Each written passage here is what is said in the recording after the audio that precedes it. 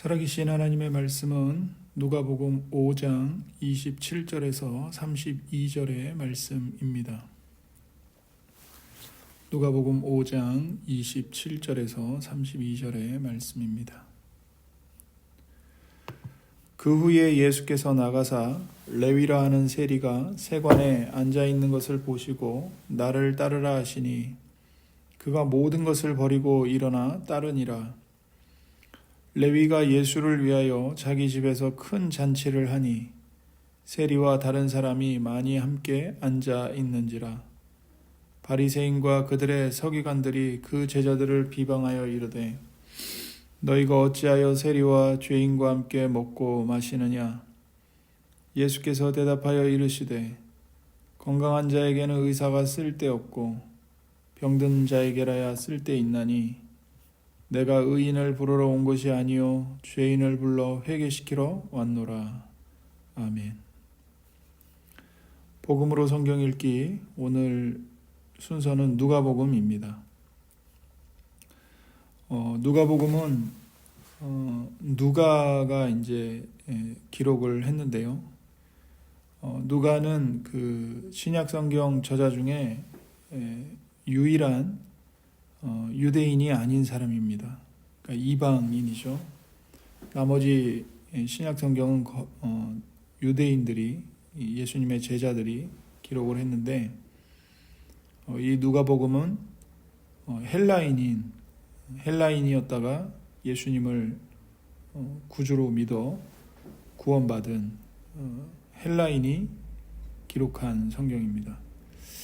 누가는 이 누가복음을 쓰면서 가장 그 누가복음 처음에 왜 자신이 이 글을 쓰는지, 그 목적이 무엇인지를 기록했습니다. 그래서 처음부터 목격자와 말씀에 일꾼된 자들이 가르쳐준 이 복음의 내용을 데오빌로라는 사람을 위해서 그 사람에게 차례대로 써서 정리하기 위해서 이 누가복음을 기록한 것이라고 말을 합니다.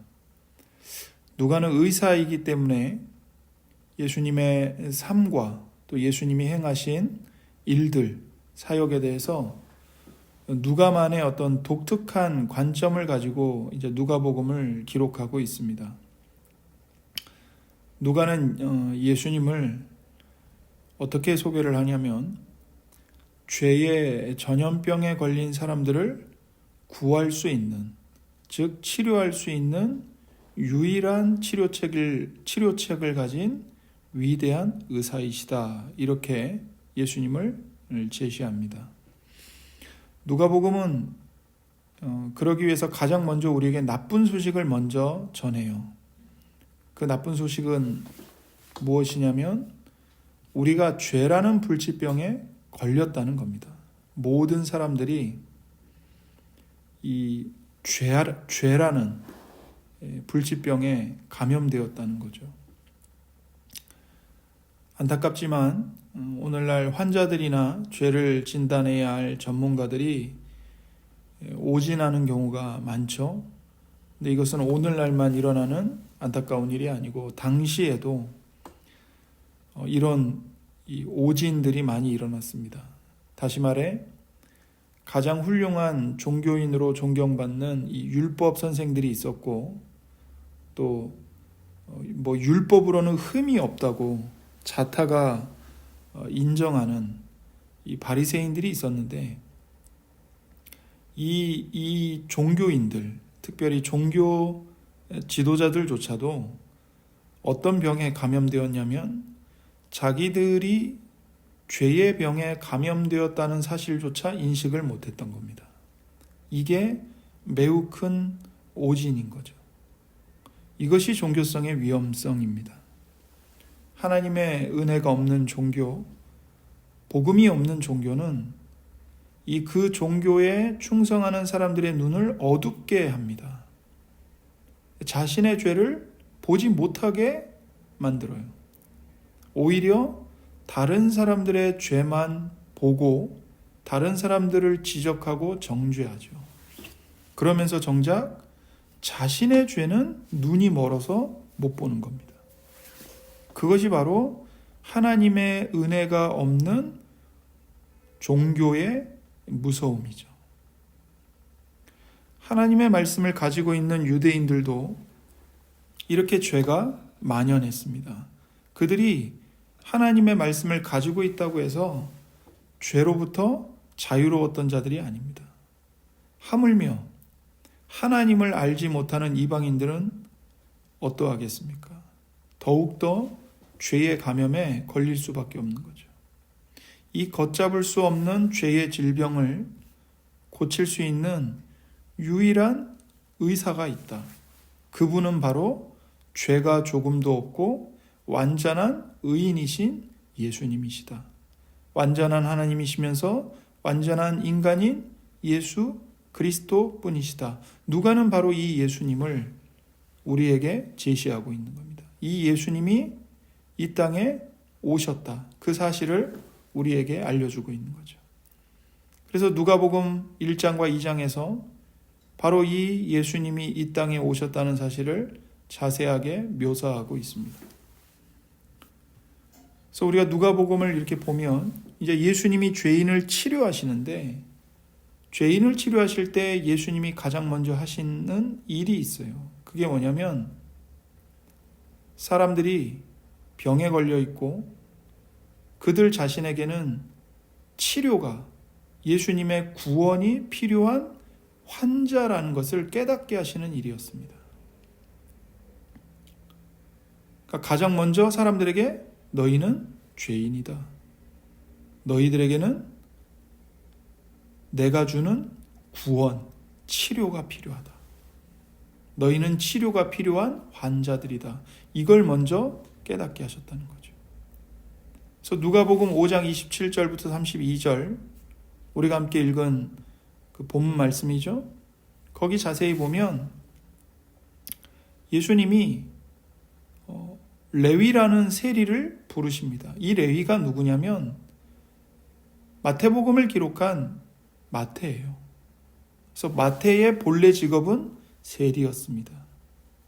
당시 유대인들에게 세리는 민족을 팔아먹은 반역자이고 하나님의 백성을 배신한 악한 죄인 중의 죄인입니다. 하나님의 심판을 절대로 피할 수 없고 마지막 날 하나님의 심판이 나타났을 때 모든 세리들은 가장 먼저 불지옥에 떨어질 것이다. 유대인들이 그렇게 생각한 세리였죠. 그런데 그 세리인 레위, 다른 말로 하면 마태, 그 마태를 예수님이 보고 부르시는 겁니다. 너 나를 따르라. 그러자 이 세리인 레위가, 마태가 모든 걸 버리고 일어나서 예수님을 따라요. 예수님의 제자가 됩니다. 이 레위가 예수님을 위해서 자기 집에 예수님을 초대하고 큰 잔치를 열었어요. 그리고는 친구들, 세리의 친구들이면 누구겠습니까? 다른 세리들이죠.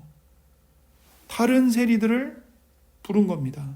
예수님이 나를 구원하셨다. 예수님이 나를 제자로 불러주셨다. 우리 같이 이 기쁨을 나누고 잔치하자. 그 모습을 보고 바리새인과 서기관들이 예수님과 예수님의 제자들을 비방합니다. 너희가 어찌하여 세리와 죄인들과 함께 앉아서 먹고 마실 수가 있느냐? 함께 식사를 한다는 것은 그 사람과 내가 동료라는 것을, 하나라는 것을 나타내는 거거든요. 근데 예수님과 예수님의 제자들이 수많은 세리들과 함께 밥을 먹는다? 그럼 예수님과 제자들은 세리의 친구이고 세리와 똑같은 사람들이라는 거예요. 그러니까 바리새인과 서기관들이 그걸 보고 어떻게 그럴 수가 있느냐? 어떻게 세리와 친구가 될 수 있느냐? 그러자 예수님이 비방하는 바리새인들과 서기관들에게 이렇게 대답하십니다. 건강한 자에게는 의사가 쓸데없고 병든 자에게라야 의사가 쓸 때가 있다. 나는 의인을 부르러 온 것이 아니고 죄인을 불러 회개시키러 왔노라. 이렇게 말씀하세요.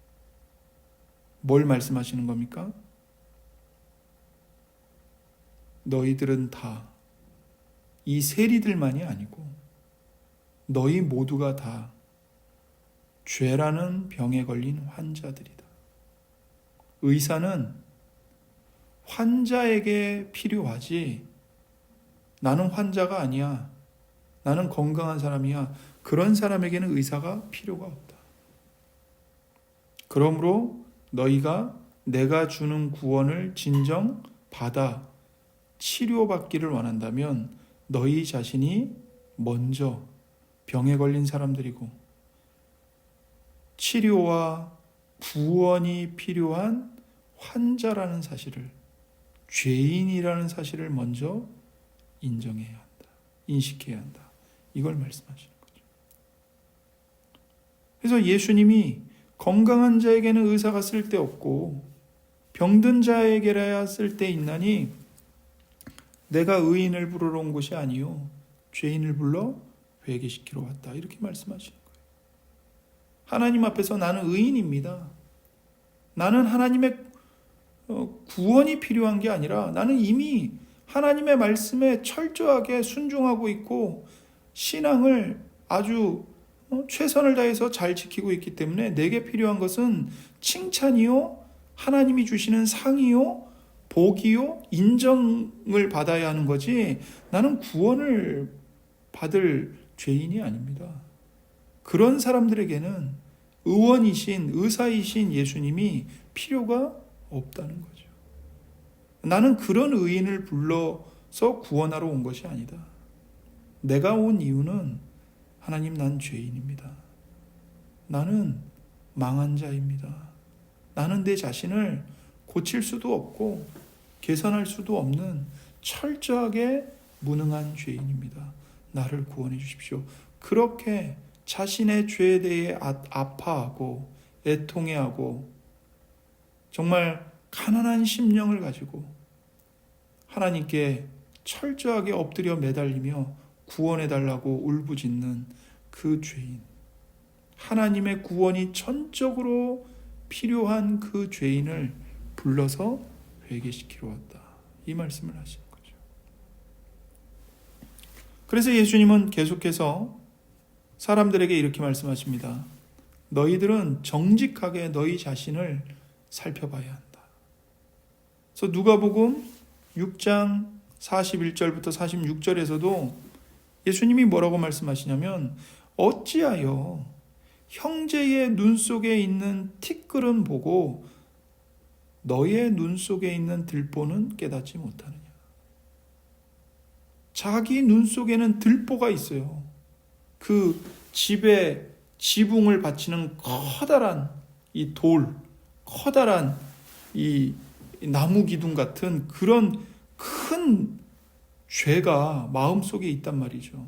근데 자기 마음속에 있는 들보와 같은 교만함, 욕심, 자기 자신밖에는 모르는 마음, 이런 죄들은 보지 못하면서 다른 사람의 눈 속에 있는 먼지, 티끌만 보고 손가락질하고 비방하고 그걸 빼려고 한다는 거예요. 그래서 예수님이 말씀하셨죠. 이 외식하는 자여, 먼저 너의 눈 속에 있는 들보를 빼라. 그 후에야 네가 밝히 보고 형제 눈 속에 있는 티끌을 뺄 수 있을 것 아니냐. 이렇게 말씀하시는 겁니다. 그러면서 너희는 나를 불러 주여 주여 하면서도, 나를 향해 주님 주님 부르면서도 왜 내가 말하는 것을 행하지 않느냐 말씀하시는 거죠. 무슨 말입니까? 나는 죄 없어. 나는 지금까지 하나님 잘 섬기고 있어. 그렇게 자부심을 갖고 있는 종교인들, 유대인들, 바리새인들을 향해서 그렇지 않다는 거예요. 너희는 하나님 앞에서 다 죄인이라는 겁니다. 너희는 너희 자신을 정직하게 되돌아와야 된다. 그 말씀을 하시는 거죠. 그래서 너희가 먼저 하나님의 은혜와 하나님의 용서와 하나님의 재창조의 능력이 필요한 죄인임을 먼저 인식하고 깨달아야 한다. 이 말씀을 하시는 거죠. 그리고 나서 이제 그게 끝이 아닙니다. 그렇게 치명적인 죄에 감염된 사람들을 구원하시기 위해서 예수님이 반드시 하셔야 할 일이 있어요. 그게 뭐냐면 예수님께서 인간의 죄를 대신 담당하여 고난을 받고 죽으셔야 하는 것입니다. 죽으셔야 하는 거예요. 그래서 누가복음 9장 22절에 이르시되 인자가 많은 고난을 받고 장로들과 대제사장들과 서기관들에게 버림받아 죽임을 당하고 제3일에 살아나야 하리라. 이렇게 말씀하시는 거죠. 죄는 인류 전체를 집어삼켰습니다. 죄는 사람의 모든 기관을 다 오염시켰어요.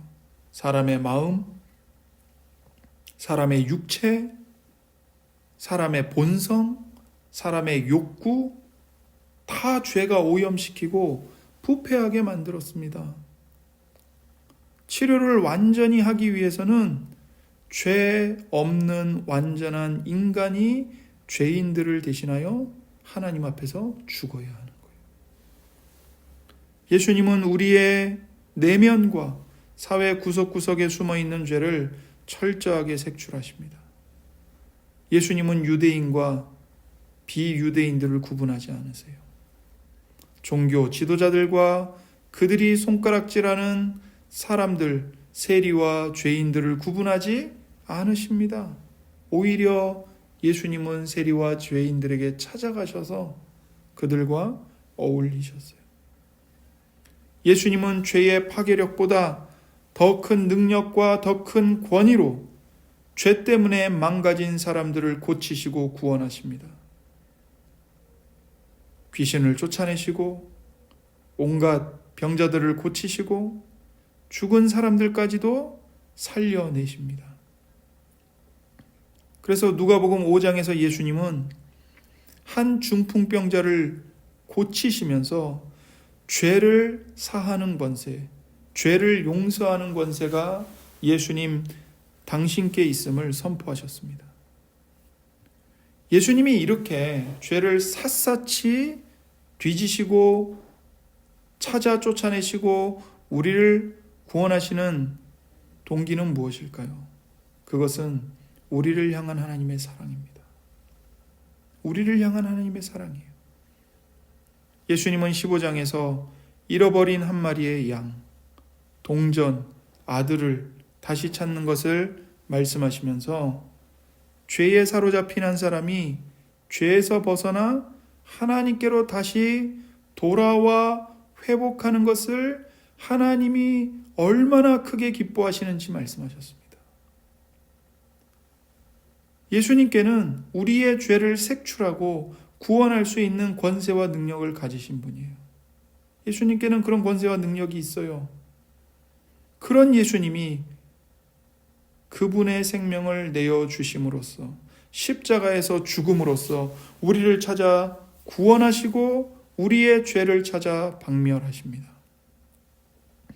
그 치료의 대가로 예수님은 그분의 몸과 피를 내어주셔야만 했던 거죠. 누가복음 22장 19절부터 20절에 또 떡을 가져 감사기도 하시고 떼어 그들에게 주시며 이르시되 이것은 너희를 위하여 주는 내 몸이라. 너희가 이를 행하여 나를 기념하라 하시고 저녁 먹은 후에 잔도 그와 같이 하여 이르시되 이 잔은 내 피로 세우는 새 언약이니 곧 너희를 위하여 붓는 것이라. 예수님은 자신의 목숨을 주셔서 죄인들에게 생명을 주시려고 이 땅에 사람이 되어 오셨습니다. 예수님이 죽음으로써 그분의 생명이 이 좀비와 다름없는 우리에게 전해졌고 우리를 새 사람으로 살리신 겁니다. 이 기적 같은 치유를 경험한 우리 역시도 아직도 고통 중에 있는 다른 이들에게 생명을 주는 복음을 전함으로써 우리 삶을 드리는 일에 부름을 받은 것입니다. 하나님의 아들이신 예수님의 희생, 자기를 내어주신 그 자기 희생 때문에 빛으로 나와 치료를 받은 사람은 그 아들을 닮아 변하기 시작할 것입니다. 아들의 영이 우리 안에 내주하셔서 우리의 속사람을 새롭게 하시기 때문입니다. 우리는 하나님이 주신 힘으로 예수님을 따르는 고난을 견딜 준비를 갖춰야 합니다. 가끔은 우리도 바리새인 같은 상황에 빠집니다. 죄를 알면서도 그 치명적인 독성을 깨닫지 못하는 것이죠. 문제가 얼마나 심각한지 모르면 그에 따른 치료법의 중요성도 과소평가하기 마련이죠. 이웃과 친구들, 가족들, 어쩌면 우리 자신조차 생명을 서서히 앗아가다가 결국엔 죽게 되는 질병으로 신음하고 있습니다. 환자들은 자신이 병에 걸린 것조차 모르는 게 주요 증상입니다. 누가복음은 이 병과 치료법을 둘 다 분명하게 보여줍니다. 예수님은 잃어버린 자를 찾아 구원하려고 오셨습니다. 우리 주님을 닮아 아직도 죄의 헛된 영향력 아래에 있는 사람들에게 그리스도 안에 있는 새 생명의 복음을 전파하는 우리가 되기를 바랍니다. 십자가에 못 박히신 예수님을 바라보고 날마다 그 예수님의 복음의 말씀을 묵상하는 것을 통해 우리가 먼저 죄에서 우리를 해방시켜 주시는 예수님의 십자가의 보혈의 능력을 날마다 경험하는, 누리는 우리 모두가 되기를 주님의 말씀으로 권면드립니다. 기도하겠습니다. 살아계신 하나님 아버지, 감사드립니다. 우리는 정말 예수님의 보혈이 없으면, 예수님의 은혜가 없으면 죄라는 병에 감염되어 죽을 수밖에 없는 자들입니다. 우리의 병이 얼마나 심각한지, 우리가 죄의 병에 감염된 환자들이라는 사실조차 우리는 깨닫지 못하고 우리의 영혼과 우리의 생명이 하나님을 떠나 방황하고 유리하며 원수에게 잡혀 먹으며 죽어가고 있음에도 그 심각성을 알지 못한 채 그저 이 땅에서 즐거움, 이 땅에서의 유혹에 취하여 살아갈 때가 너무나 많음을 고백합니다. 하나님, 우리를 불쌍히 여겨주시옵소서. 하나님의 성령으로 진리의 빛을 비춰주셔서 우리의 영혼이 죄에 감염되어 있음을 깨닫게 하시고 오직 십자가를 지시고 십자가에 피 흘려 죽으신 예수님만이 우리를 그 죄에서 해방시키고 완전히 치료하시며 구원하실 수 있음을 우리가 알고 예수님께로 달려가 예수님을 바라보고 예수님을 진실한 믿음으로 의존하고 신뢰할 수 있도록 우리에게 은혜를 더하시고 구원을 더하시고 믿음을 더하여 주시옵소서. 그리고 이 복음을 우리 가족들과 친구들에게, 이웃들에게, 동료들에게 전할 수 있도록 도와주시옵소서. 감사드리며 우리 구주 예수님의 이름으로 기도드립니다. 아멘.